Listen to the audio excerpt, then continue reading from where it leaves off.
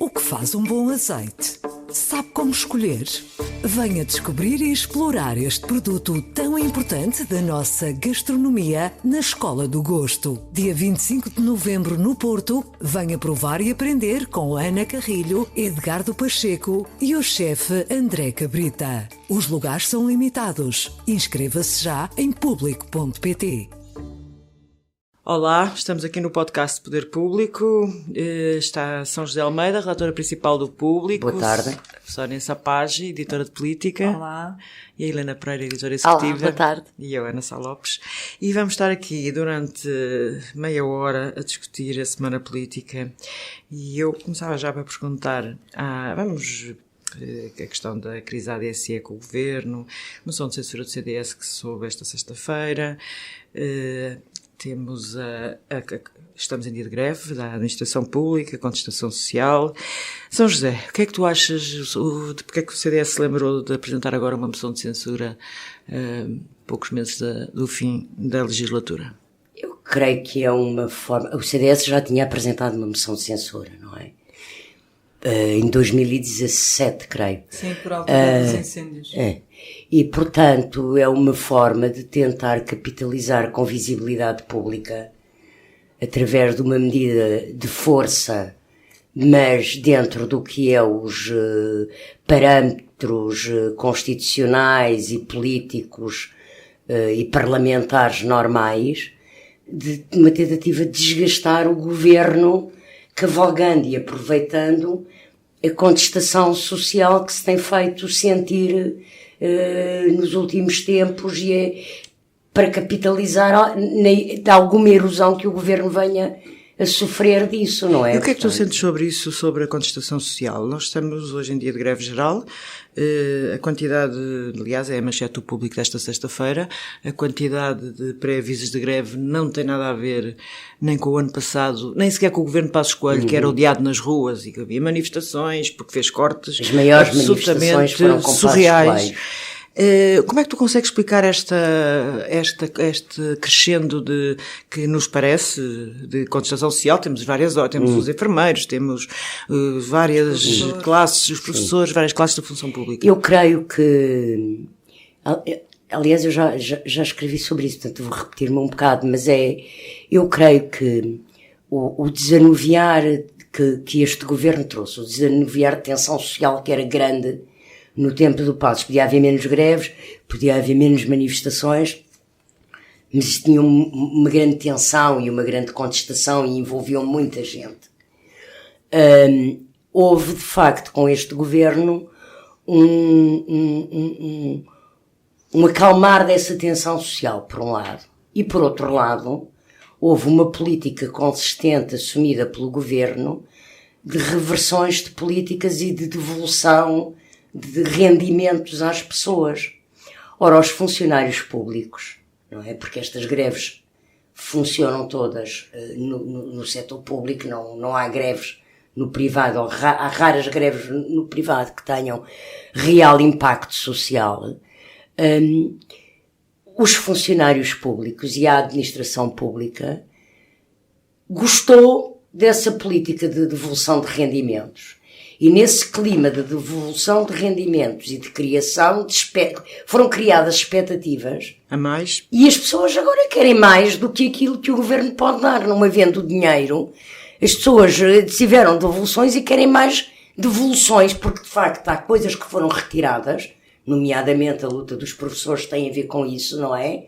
Que é as contagens de tempos de serviço, ou seja, e há uma série de outras reivindicações. De facto, os salários em Portugal não aumentam há uma data de anos, de forma consistente e que devolva o que foi o poder de compra, e portanto eu creio que há essa expectativa e que essa expectativa, quando o governo começou a dar, as pessoas querem então dê-nos mais e lutam por isso.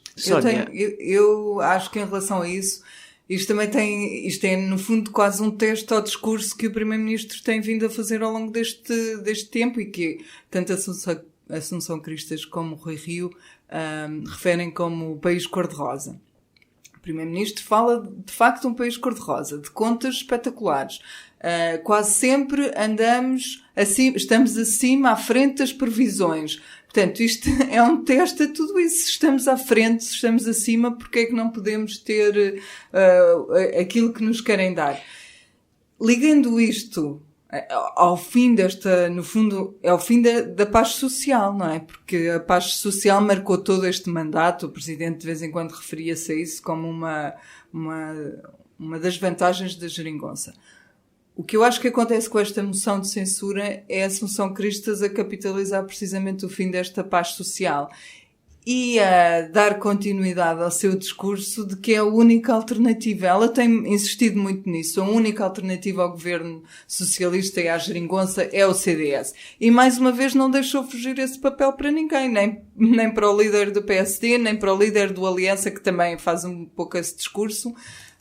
Mas ela a esse nível, enfim, está a corresponder às expectativas do seu eleitorado e não... Mas Sónia, até que ponto é que tu achas que este fim da paz social, como tu lhe chamas, e penso que nós concordamos em esse aspecto, pode prejudicar o governo? Nós temos o PS que continua em alta nas sondagens. Aqui há 6 meses a dúvida era se havia ou não maioria absoluta. E nós agora como é que estamos? Achas que isto é prejudicial? Eu acho que... Sendo não há PSD, continua ainda não a existir, penso eu.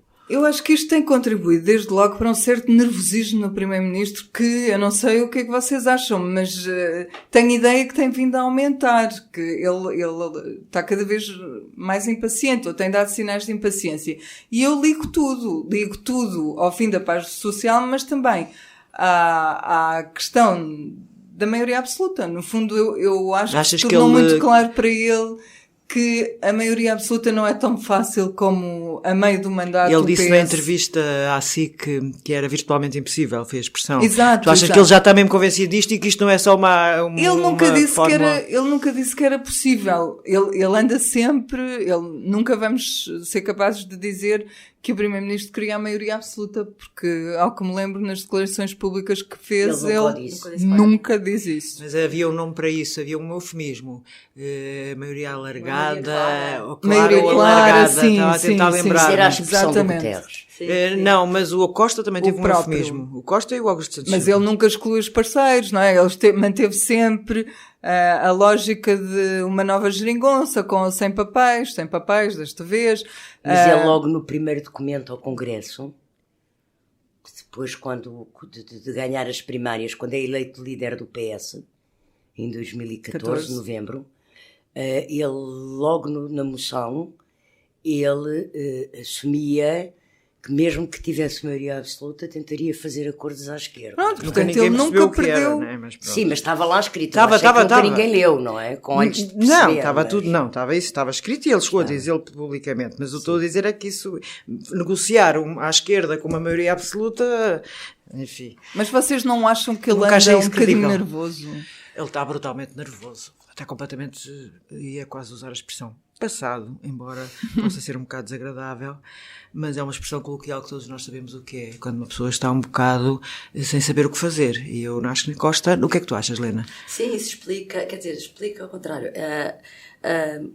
A forma como ele lidou na reunião da última Comissão Política com a questão das greves mostra que o desabafo que ele faz de que é incompreensível porque é que há tantas greves agora, mais do que com o anterior governo, mostra que ele está surpreendido com toda esta situação e que não está a saber bem lidar com ela.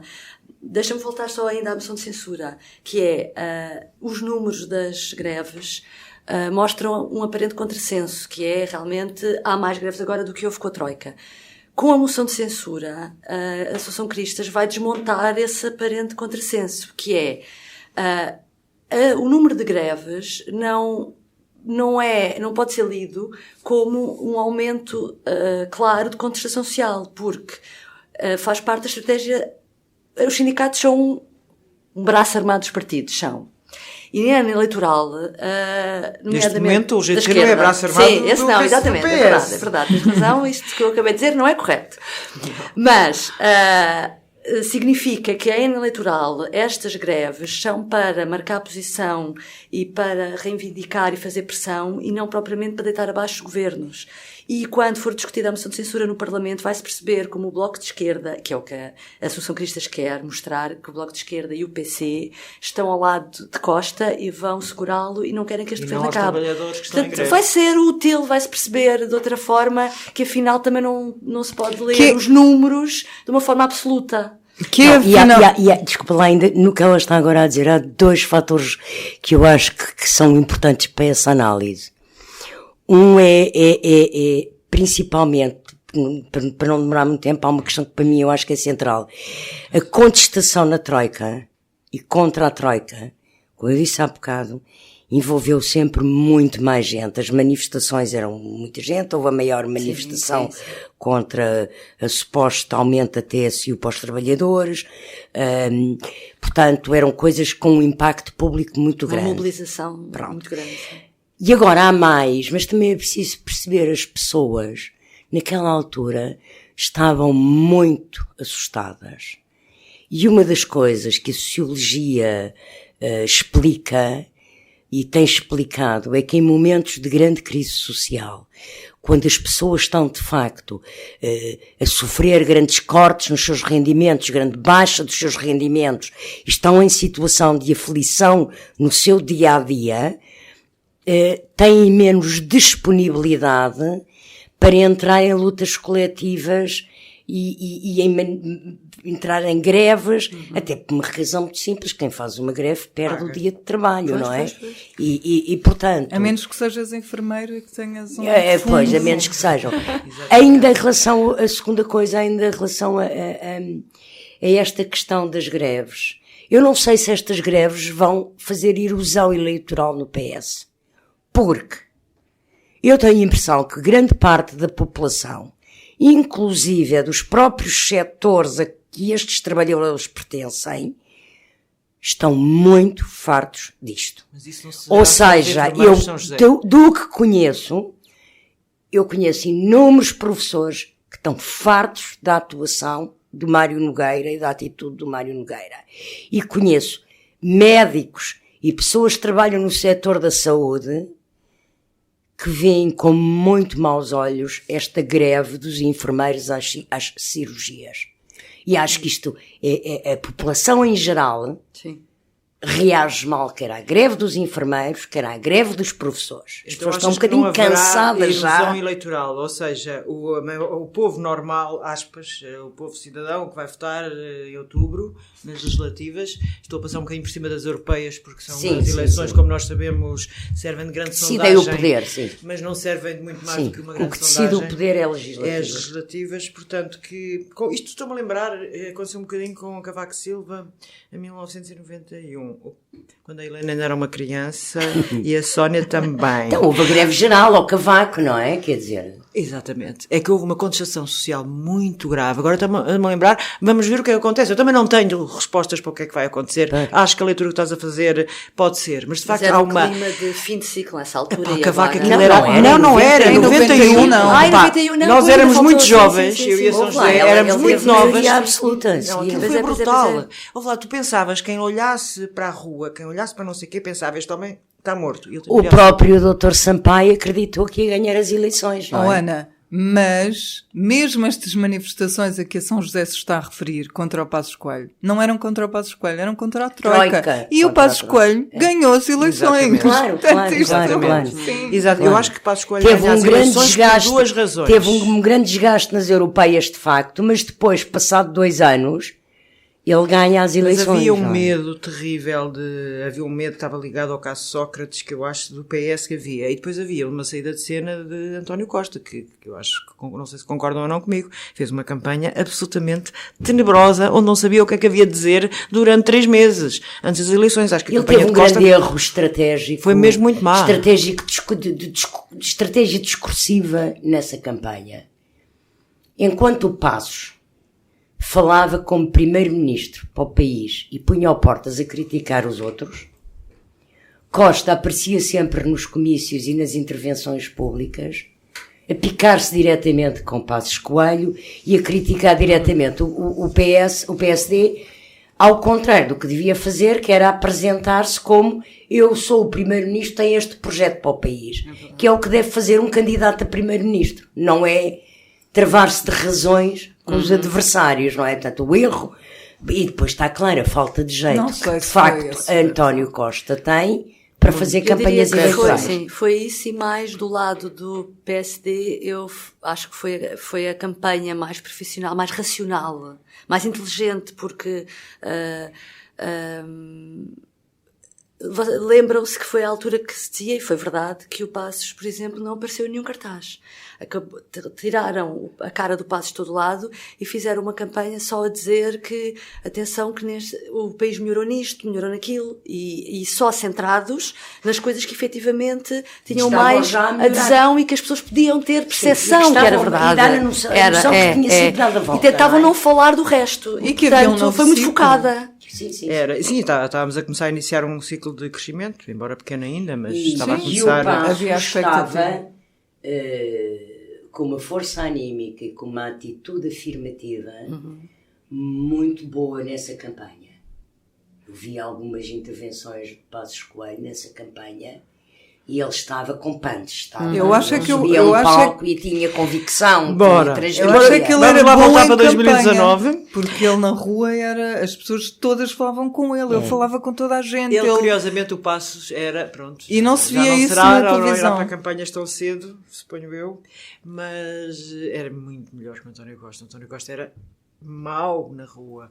Não sei porquê, mas era. Ele que anda nisto há 225 mil anos, mas é mau, pronto. Ou foi, quando teve que aparecer na rua. Aqui em Lisboa nem foi. Para a Câmara de Lisboa nem acho que tenha sido. Não, mas nessas legislativas, nas últimas legislativas, António Costa falava por vezes sobre assuntos que se via que estava mal preparado.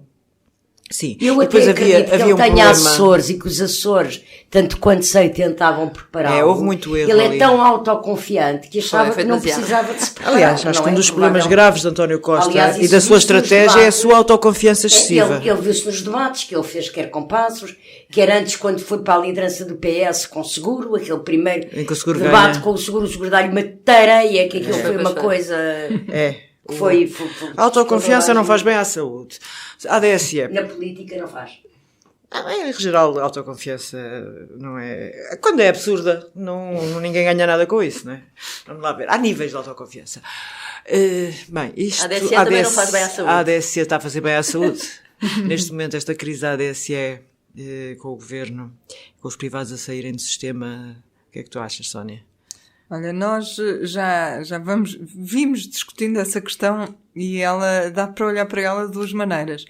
Porque se por um lado tu tens 1,2 milhões de utilizadores ou de beneficiários ou o que seja, que são eleitores e podem influenciar o resultado das eleições e vão ficar muito descontentes se perderem benefícios, por outro lado, ainda há dias estávamos a falar que o facto deles eventualmente serem transferidos para o Serviço Nacional de Saúde também vai deixar muito mais gente descontente no Serviço Nacional de Saúde se não for desviado para lá dinheiro e se não for melhorado todo o acesso que os portugueses têm através desse sistema à saúde.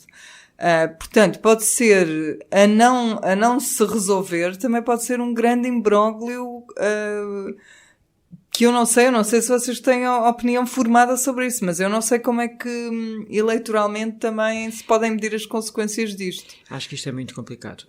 Por outro lado, alguém me dizia há dias, bom, mas se desviarmos o dinheiro da ADSE para o Serviço Nacional de Saúde, a quantidade de gente que vai ficar contente com o Serviço Nacional de Saúde mais robusto e com mais dinheiro também é infinitamente superior. Mas com que dinheiro? Pois, o dinheiro da ADSE, não é? Pois, o problema é... Tenho dúvidas. Não é fácil esta situação. O que é que tu achas, Helena? A ameaça dos funcionários públicos ficarem sem as condições que a ADSE agora têm significará mesmo um corte salarial. Vamos ver. Porque as comparticipações para a ADSE são melhores do que para a CNS. Um funcionário público paga 3,99€. No Serviço Nacional de Saúde pagas 7. Portanto, a manter-se o mesmo nível de necessidades médicas, vai ser mais despesas que os funcionários públicos têm. Portanto, compreendo perfeitamente que estejam muito assustados. Agora, e portanto, quer dizer, esta guerra, os privados, neste caso, também estão a jogar em função do ano eleitoral. Claro que estão a jogar. Como há pouco falávamos sobre os sindicatos. Sim. Porque esta negociação vem ainda de Alberto Campos Fernandes. Foi ele que, a determinada altura, mostrou a fatura dos 38 milhões aos hospitais privados e arrasta-se há imenso tempo esta discussão e agora, de repente, foi uma espécie quase de checkmate dos privados. É o ano em que tudo acontece, não é? Todos querem tudo. Sim, tudo. mas aquilo é loucura. Os privados também têm... Quer dizer, alguém tem que se sentar à mesa das negociações rapidamente. Isto não faz sentido. Parece-me que os 38 milhões é um número que surge também para negociar. Não é do lado do governo, do lado do anterior ministro. Se eu lembro-me de falar com ele sobre isso, era um número também para negociar e para chegar a acordo, porque o que o governo quer é estabelecer uma nova tabela de preços. Portanto, tem que assustar, tem que pressionar para depois conseguir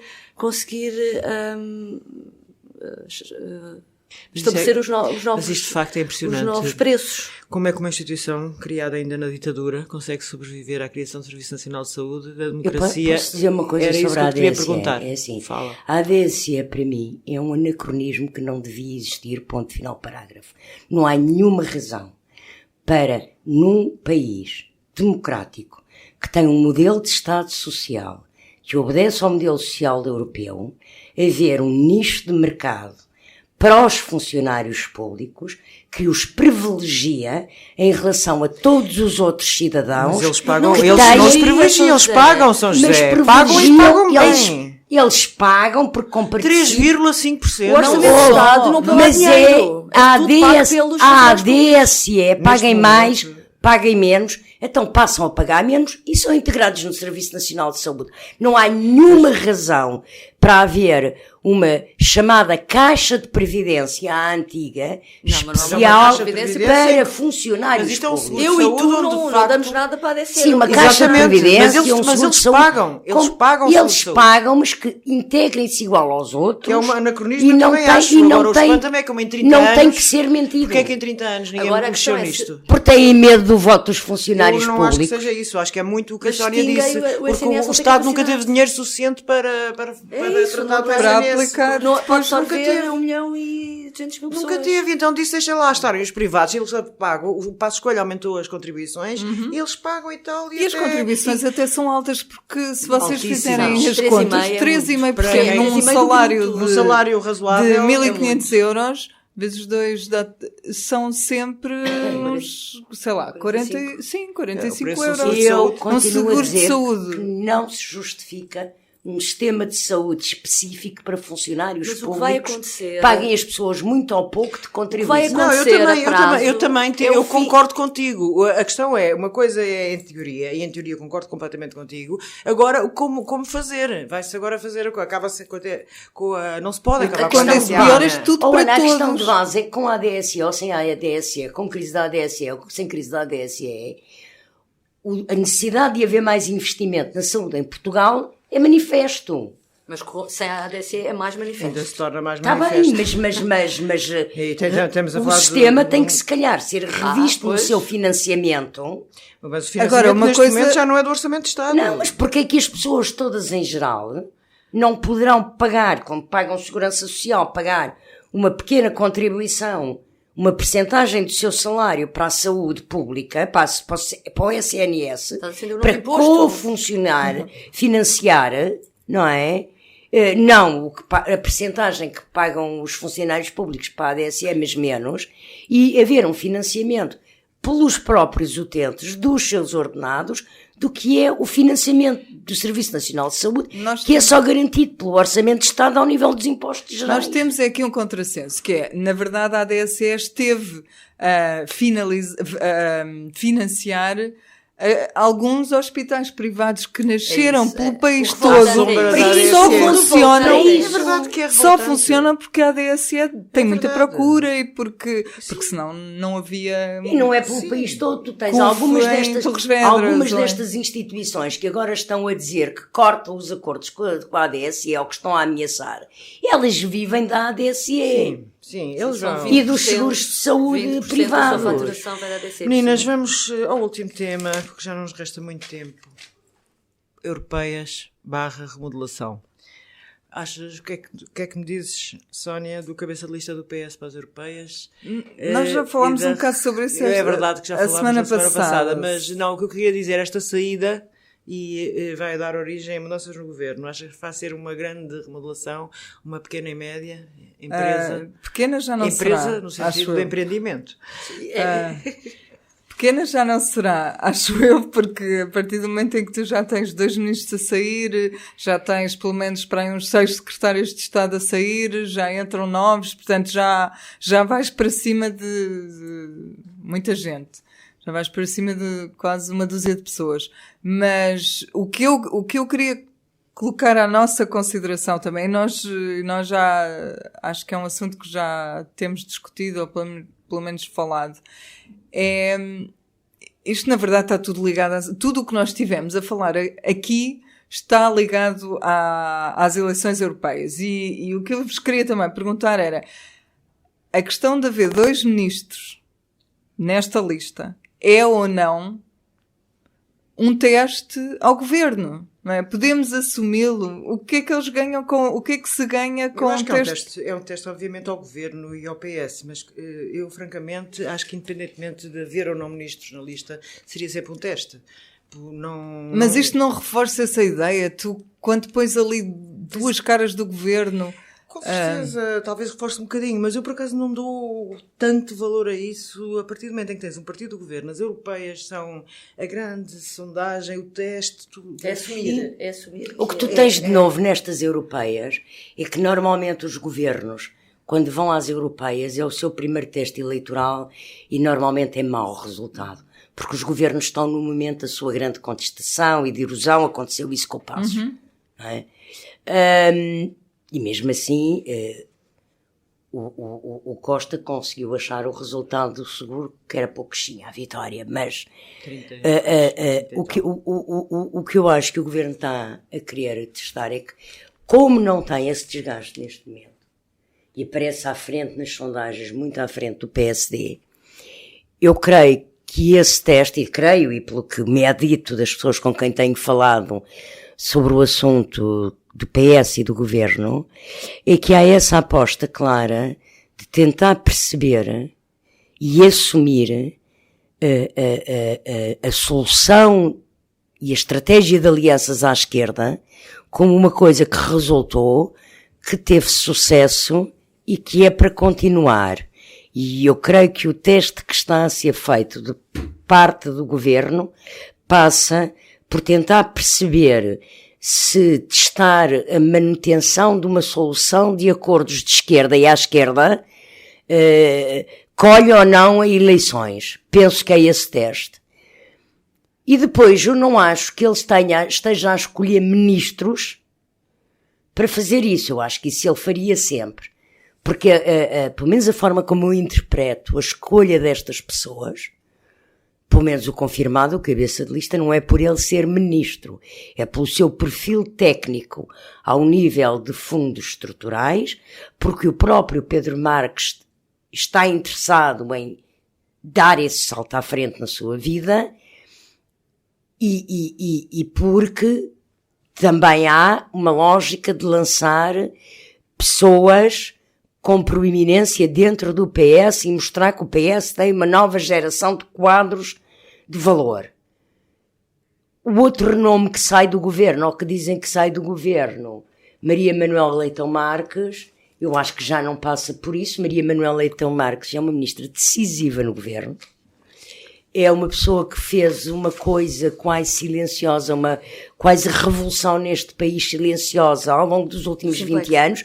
Primeiro como nos governos de Sócrates e trabalhando com António Costa, e agora ela é de facto responsável no governo pelo que tem sido a modernização de procedimentos no Estado português, e isso é importantíssimo, e ela é uma peça muito forte no governo. Toda a gente sabe e soube-se já há uns meses que ela queria ir e quer ir, mas também se sabe que Costa não queria que ela fosse, não queria que ela saísse do governo.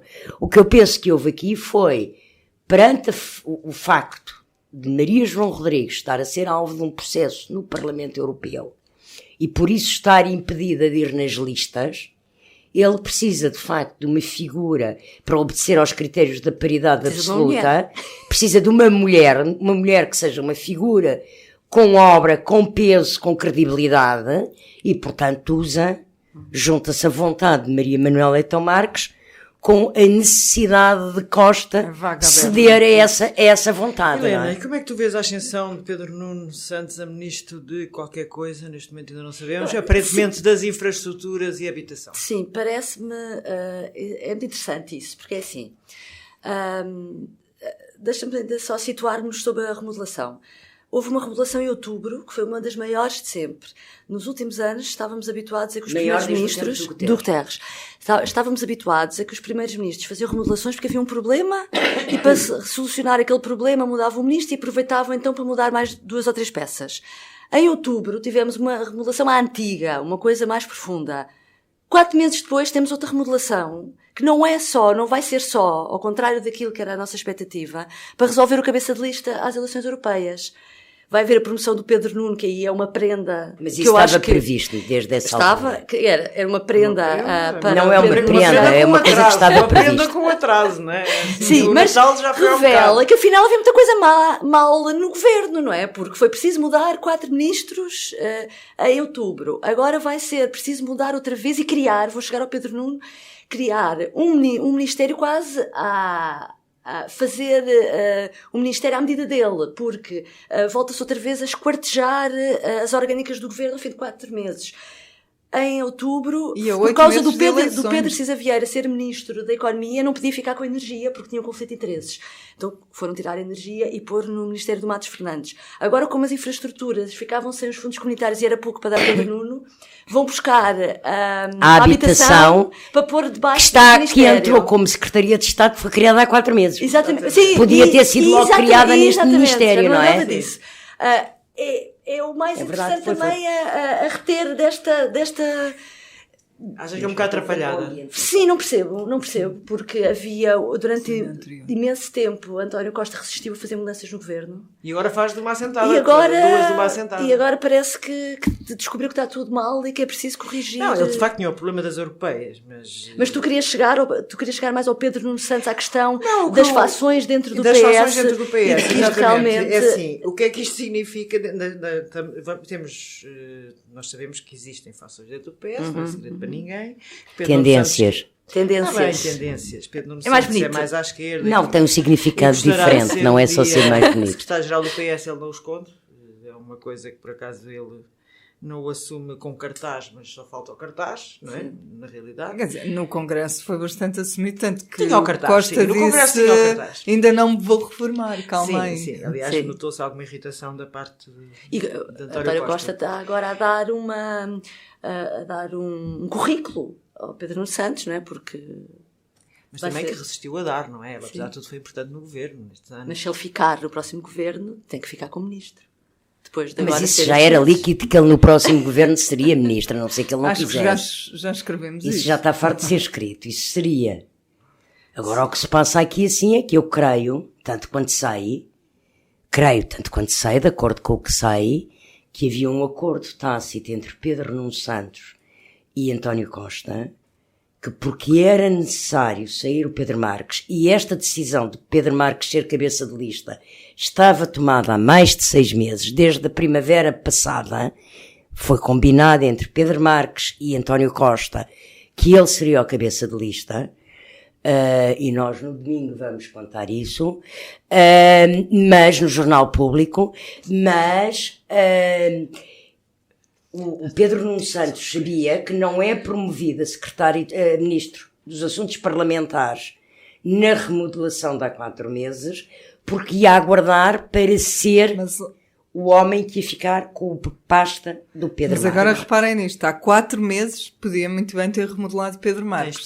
Isso é que era uma verdade. Tens toda a Porquê razão. que não foi Aí remodelado? é um ponto. Porque não teria Tinha que fazer estes campanha. 4 meses de campanha que ele Exatamente. teve. Exatamente. Mas olha que também tinham não inaugurações, tinham obra. mais o aeroporto. Eu não Monte sei ainda se não a tinha campanha do Pedro Marques tem sido muito positiva, porque obra. Também é verdade. os comboios que faltam, os transportes Sim, que não sim. sei quê, Também é o verdade. aeroporto de Montijo Mas é- que vai ou que não A vai. maior da obra dos ferrovia. últimos 100 anos. A Mas maior isso não todos sei os que- dias há a maior obra dos Exato, últimos 100 anos exato. agora, não é? Vamos lá ver. Hoje em dia. Bem, o Poder Público volta para a semana e boa tarde. Ou Obrigada, boa noite, boa tarde. conforme a Adeus. hora. Boa tarde, ou boa noite, ou boa Conforme manhã. a hora que estiverem a ouvir o nosso podcast. O público fica no ouvido. O que se bebe em dia de festa pode-se beber no dia a dia? E que ligações gastronómicas se podem fazer com o que temos no copo? Aprenda e prove com a Escola do Gosto, a Academia de Literacia Alimentar do Público. Aulas únicas com especialistas. Entre como amador e saia um pouco mais conhecedor. Não perca a próxima aula, a 18 de novembro, no Porto. Os lugares são limitados. Inscreva-se já em público.pt.